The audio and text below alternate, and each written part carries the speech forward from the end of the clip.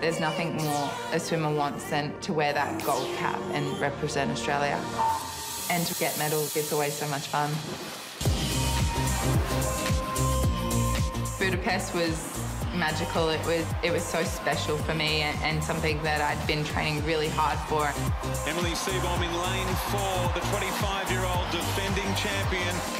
I got all my health sorted at the end of 2016 and I came back fighting, and it really showed in 2017 when I could win the world champion medal. This is all about courage. Emily Seebohm hits the front. Can she hold it? Who says you can't go back to back? Emily Seebohm right back at you. Defending the title was probably my biggest achievement. It's something that I've never done before, and it's something that is really special to me. I was lying next to the box and I was just like, oh my God, what just happened? A 5th World Championship gold medal, a 13th World Championship medal, and she joins Ian Thorpe on that number. The medal presentation was very special.